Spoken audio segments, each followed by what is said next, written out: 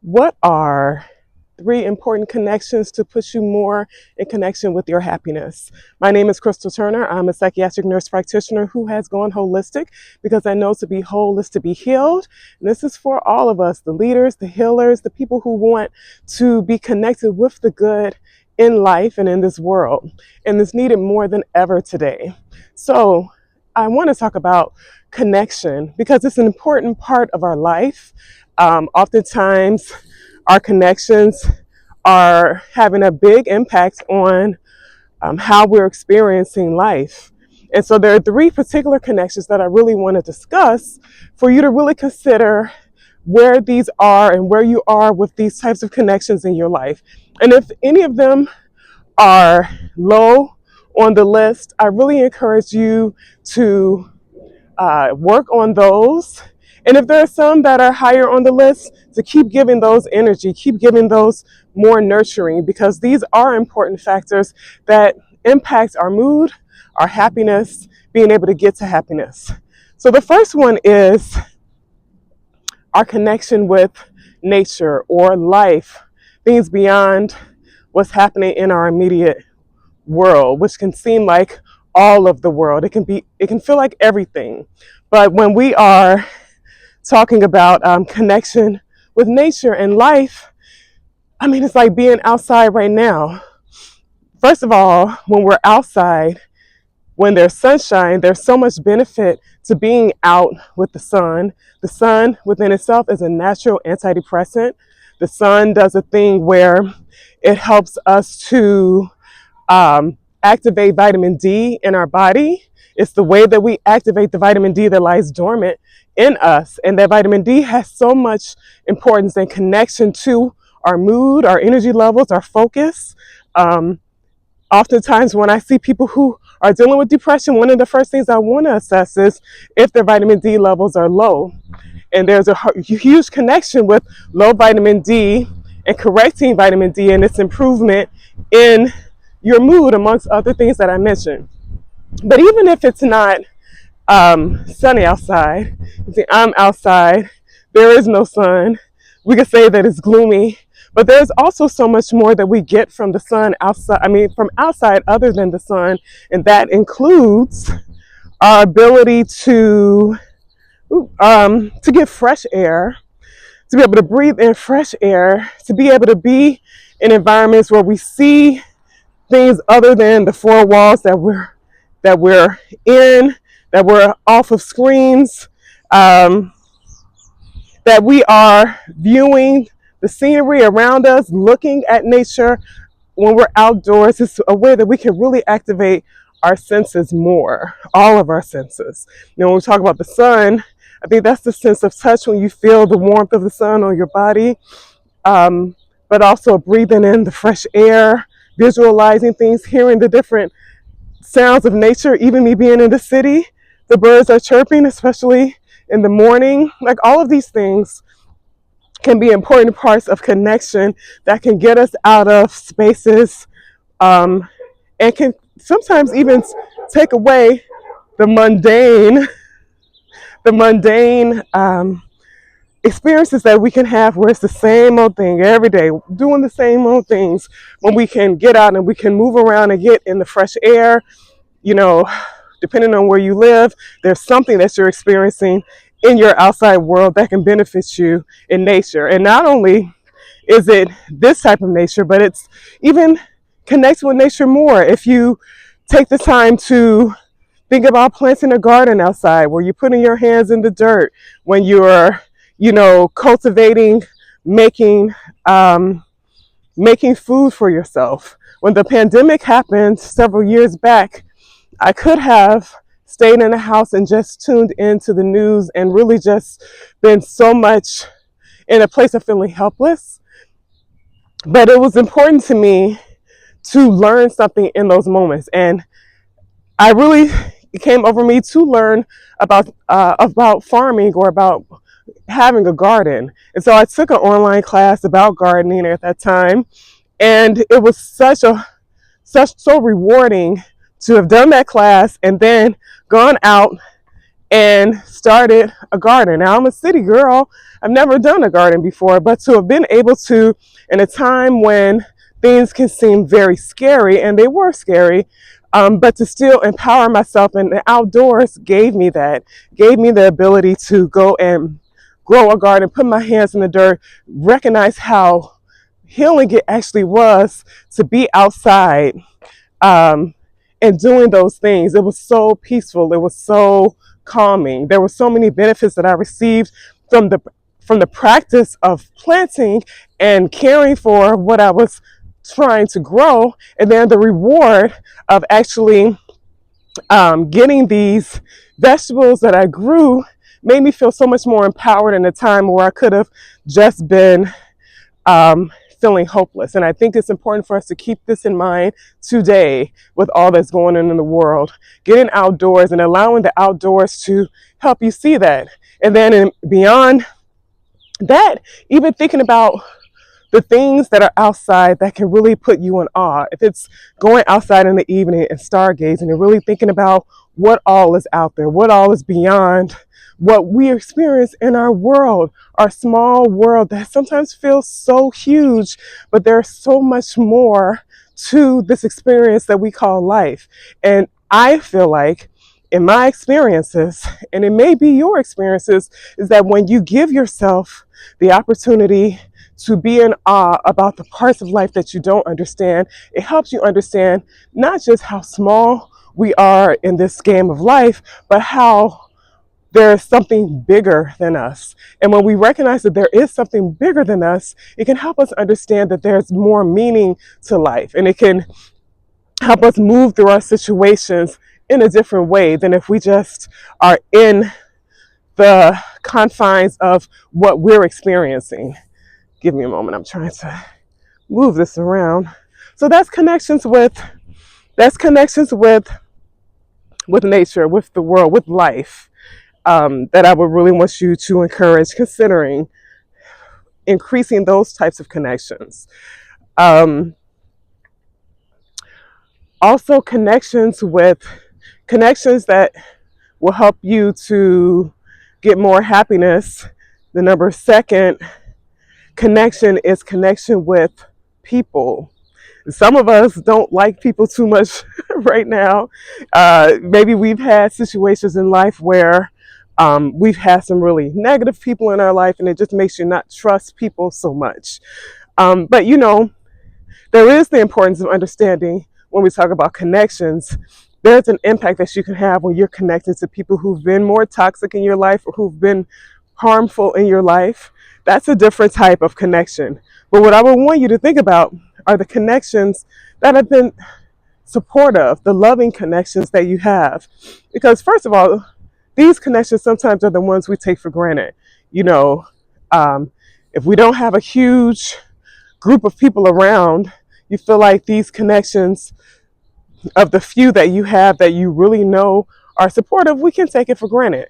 But I would really encourage you to consider that usually when there's a huge, very huge group of people around you, everyone in that group you don't necessarily trust. Everyone in that group doesn't really know you, but it's those intimate connections, the people who really know you, who really understand you, who really have more patience with you because they know you, understand you, and care for you. You know, and that you also have the relationship with them as well. So the connections with people who are supportive, who are loving, they're really important. They are those places where you can lean a shoulder sometimes when it's needed. It's not always a thing where we're leaning on people, because there is a part of our life where we have to do things on our own, but it is also a balance. Hold on, I'm gonna let these cars go by.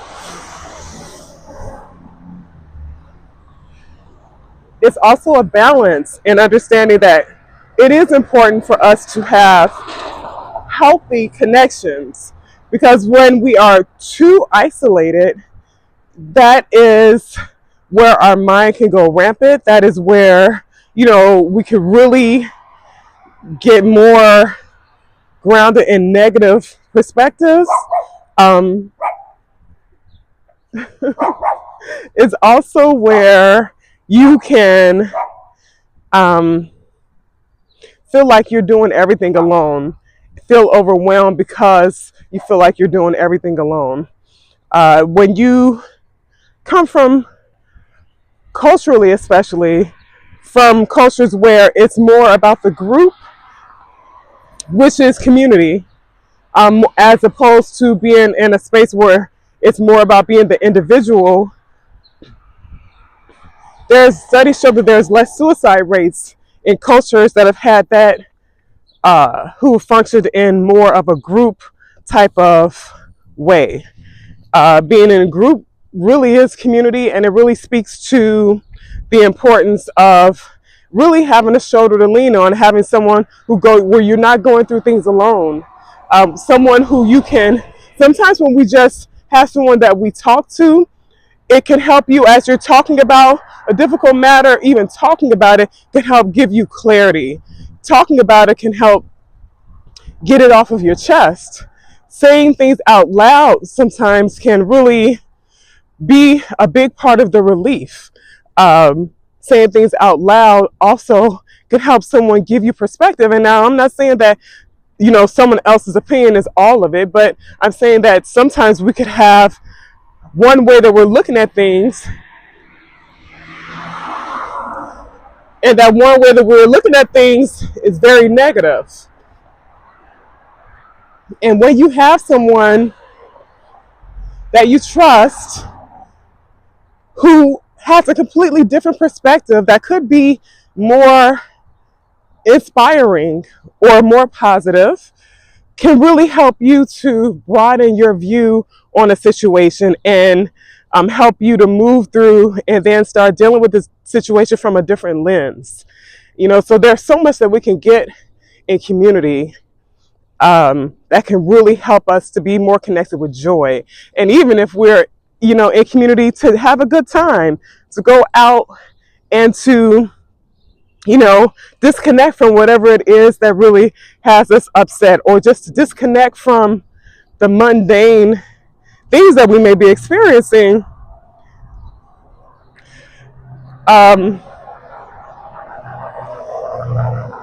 To be in spaces where you can laugh more, have more joy. Sometimes in connections, I know with my family, we reminisce so much. Sometimes we're reminiscing about people who have passed on. Sometimes we're reminiscing about someone who's right in the room. But, it can bring about laughter and joy, and laughter within itself. When you're in connection and you're laughing, it is releasing chemicals in the body that oftentimes we're trying to get from medications. But doing things like laughing increases the release of those hormones. So even being in connection with people who you have a good time with, that makes you laugh, and allowing yourself to be able to be in those spaces, is something that really can be a part of bringing joy back into your experience. You also recognize in community that you're not doing things alone, that there are people who also understand what you're going through because they've gone through it or they're going through it. And it's so important, even when there are things that have been created like group therapy. The reason that group therapy can be so beneficial is because people feel like they're not going through things alone, or they see that someone is experiencing something very similar to them. And then you may even hear from people when you're talking to them who've gone through things that you're going through currently, their way of moving through it. That could be very helpful, So there's so much that we get from connection, because being isolated, it's like we are cut off from a very important part of life. And even in connection beyond people, it's a connection with life, other living things. I think one of the downfalls of being in this human experience, when we don't pay attention, and maybe it's depending on what environment or societies we're in, is that you can really take for granted life other than the human life. And sometimes we take for granted human life that we feel isn't as important, whatever we're basing importance on. But when we can um, connect with life. And I mean, if you have a pet, the little kids too, and pets are they're so healing, oftentimes in like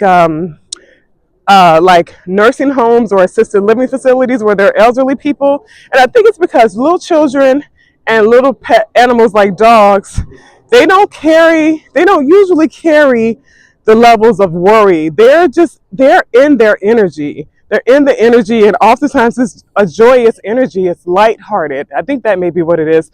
Having energy around you that is lighthearted, and usually you get that in spaces where the relationships are authentic.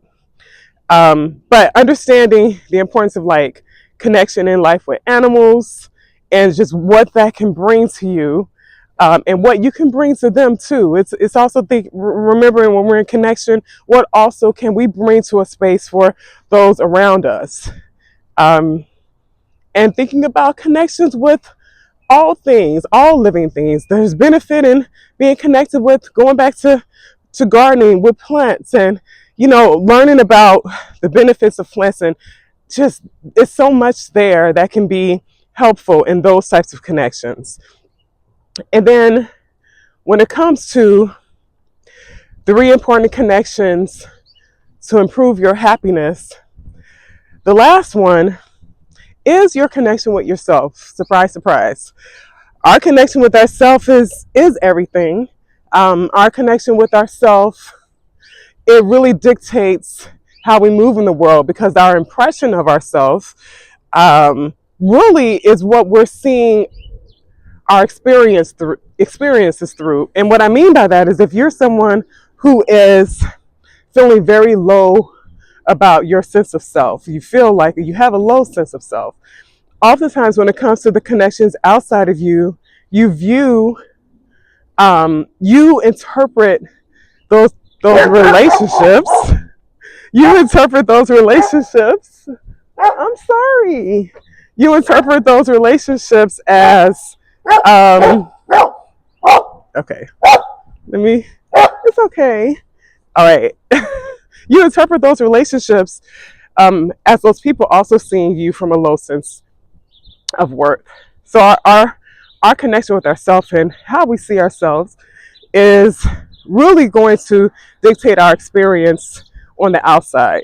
So our internal feelings about who we are is something you really cannot hide from. You can put on facades, you can talk about things in a way, but ultimately the way that you feel about yourself deep down is going to really impact how you're able to experience joy. Because if you feel low about yourself, you tend to look at other people at a higher esteem. You tend to not appreciate who you are. You tend to not show up with your greatness. You tend to compare yourself a lot. You tend to downplay yourself or even put yourself down so much. And if this is going on in our head most of the time, how damaging is that?